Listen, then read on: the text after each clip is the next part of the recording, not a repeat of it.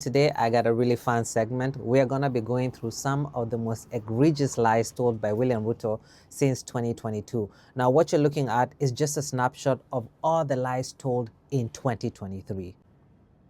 You can pause and read, but now let's get into them. As DP, this guy once promised to give 100 billion to unemployed youths. This guy is a textbook narcissist. He will say and do anything that advances his agenda, regardless of how egregious the lie is. Soon after he was declared the winner of the 2022 elections, he made a speech whereby he said, "Tomorrow, every citizen who will come to Nyayo Stadium will go back with a course paid for by the University of Arizona." The sad thing is I believed him. I actually believed that he was going to do that. Nothing came of it. He also once promised to build an expressway along Thika Road to ease traffic.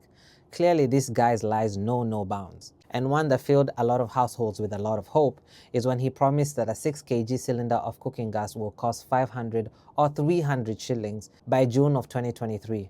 Right now, that same cylinder of gas is about 1,400 at the cheapest. He also promised to give 50,000 to 70 women and youth in every ward. He also promised to build ICT hubs. He also promised to add internet and Wi-Fi in every market in this country. But still, nothing. He promised Kisii residents online jobs in the US, Germany, and Canada.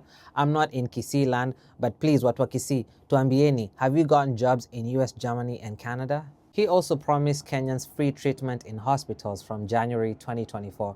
Remember, this guy promised this back in November of 2023. When January of 2024 came, he moved it to June of the same year, and still nothing. Right now, when you look at SHA, people are paying 94% of the whole entire bill. SHA is only paying 6%, at times 2%, at times 3%. You don't even know. It's not consistent. Another time, while campaigning as DP, he promised that you will no longer require airtime bundles, saying that phone calls will be free in his government. Once again, where does the buck stop? Soon after getting elected president, he made a promise that cheap Kenyan-made phones will be available in a year. Still, almost 5 years later, nothing to be seen. He also stated that his Kenya Kwanza government will be providing mothers of newborn babies with diapers for their children for 3 months free of charge. And let's also not forget the infamous case of the chapati printing machine, or should I say the chapati making machine. It doesn't make any difference. This guy went to a school in Nairobi with the governor, Johnson Sakaja, and promised to buy them chapati printing machines. Machines that the governor of Nairobi, Johnson Sakaja,